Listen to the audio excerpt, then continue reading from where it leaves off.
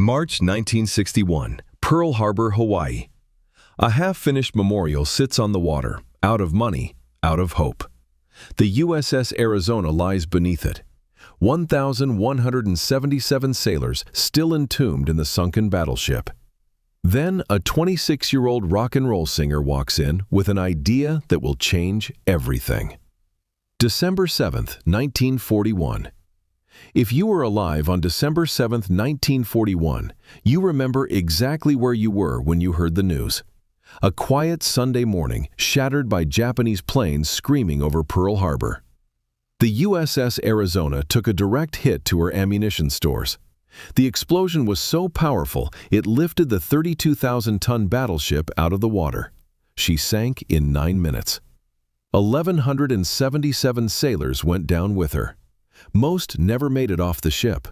Brothers, fathers, sons, some barely 18 years old. The Arizona settled on the harbor floor, and there she stayed. A tomb, a grave, a symbol of the day America entered World War II. For nearly 20 years, the Arizona lay beneath the water with no formal memorial. Survivors would come to Pearl Harbor, stand on the shore, and salute the place where their friends died. Oil still leaked from the wreckage. People called them the Tears of the Arizona. Families wanted a proper memorial, a place to honor the fallen, a place to remember. In 1958, President Eisenhower approved the creation of the USS Arizona Memorial. The design was stunning. A white structure that would span the sunken ship, allowing visitors to stand above the wreckage and pay their respects. But there was a problem. Money. The federal government provided some funding, but it wasn't enough. Not even close. By early 1961, the memorial was only half built, and the fundraising committee was desperate. They'd tried everything: local drives, corporate donations, benefit dinners. Nothing raised enough. The project was stalling. And that's when someone had an unusual idea. What if we asked Elvis Presley? The soldier who understood. Now, you have to understand, in 1961, asking a rock and roll singer to headline a benefit for a war memorial was unheard of. Rock and roll was still seen by many as rebellious, dangerous, too young and wild to be associated with something as sacred as honoring fallen soldiers. But Elvis Presley wasn't just any rock and roll singer. Just 3 years earlier, in 1958, Elvis had been drafted into the United States Army. He could have chosen a cushy entertainment unit, playing music for officers and staying stateside. Instead, he served as a regular soldier. He went to Germany. He drove tanks. He slept in barracks. He did KP duty, kitchen patrol, peeling potatoes with everyone else. Veterans respected him for that. Parents who had once worried about Elvis corrupting their teenagers now saw him differently. He'd served his country. He'd done his duty. When the USS Arizona Memorial Fundraising Committee reached out to Elvis in early 1961, they didn't know what to expect. They explained the situation. The memorial was in trouble, funds had dried up, and they needed a major event to raise awareness and money. Elvis said yes immediately. According to witnesses later recalled, he didn't ask about money, didn't ask about publicity. He asked one question: will the money really go to the memorial? They assured him it would, every dollar. Elvis nodded. Then let's do it. Colonel Parker's calculations. Then Elvis makes one demand that the promoters never expected. Now, Elvis had a manager, Colonel Tom Parker. And the colonel, as everyone called him, was a businessman first. He saw every Elvis appearance as a calculation. How much money could they make? What was the publicity value? How did it benefit Elvis's career? When Parker heard about the USS Arizona benefit, he wasn't thrilled. A charity show meant no payment for Elvis. It meant giving away a performance that could have sold out any venue in America for top dollar. Parker started pushing back, but Elvis held firm. According to people close to him at the time, this was one of the few moments where Elvis overruled his manager. He told Parker, "We're doing this. I don't care about the money." Then Elvis made his one demand: the demand that shocked the promoters. He insisted that every single penny raised from ticket sales go directly to the memorial fund. Not a dollar for his expenses, not a dollar for Parker's commission. Nothing for hotels, nothing for travel, nothing for the band. Elvis would cover all of that himself. The committee was stunned. They'd expected maybe Elvis would donate part of his fee, but to refuse any payment at all? To pay his own expenses? That was something they'd never seen from any performer at that level. But Colonel Parker has a very different plan in mind. Parker, always the deal-maker, found his own angle. If Elvis was going to do this show for free, Parker wanted something in return: publicity. He arranged for the concert to be filmed. Not for TV broadcast, but for a documentary about Elvis's triumphant return to performing after the Army. Parker saw the benefit concert as content, as footage, as proof that Elvis was not just a star, but a patriot. The committee agreed. And so the concert was set, March 25, 1961, at the Block Arena in Pearl Harbor. It would be called the USS Arizona Memorial Benefit Concert. Ticket sales opened. Within days, the show sold out completely. More than 4,000 seats gone. People were offering double, triple the ticket price on the street. The local papers ran headlines: "Elvis to save the Arizona." Concert night, March 25, 1961. If you lived in Hawaii that spring, you remember the electricity in the air. It felt like the whole island was buzzing. People flew in from the mainland just for the concert. Sailors from active-duty ships requested shore leave. World War II veterans, some in their uniforms from 1941, lined up outside the arena hours before the gates opened. Inside the arena, the atmosphere was different from any Elvis concert before or since. Yes, there were teenagers screaming, but there were also Gold Star families, mothers and wives who had lost sons and husbands on the Arizona. There were elderly veterans with tears in their eyes before Elvis even took the stage. The concert opened with the national anthem. 4,000 people stood in complete silence. Some saluted. Some placed hands over hearts. Elvis stood backstage in his gold lame jacket, the famous gold suit that had become his signature, and waited. When he walked out, the crowd erupted. But even the screams felt different. This wasn't just fandom.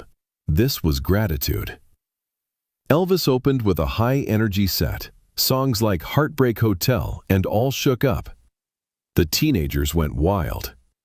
But then something shifted. Midway through the concert, Elvis slowed down. He performed Hound Dog, and then he did something unexpected. He talked to the audience. If you remember watching Elvis in the early 60s, or if your parents told you stories about seeing him live, we'd love to hear from you in the comments. What was it like to be a fan during those years? And if you're enjoying these untold stories about the King, make sure you're subscribed. We've got dozens more coming your way. The moment everything changed. What happens next on concert night leaves even the toughest veterans in tears. Elvis stood at the microphone, sweat running down his face, and said something along these lines. Witnesses remembered it slightly differently, but the sentiment was clear. I want to thank all of you for coming tonight. This isn't just a concert. This is about honoring men who gave everything. My daddy served. Many of your fathers and brothers served. Some of them didn't come home. We're here tonight to make sure they're never forgotten. The arena went quiet. You could hear people crying. Then Elvis said, I'd like to do a gospel song now. This one's for the sailors of the Arizona. He sang Peace in the Valley.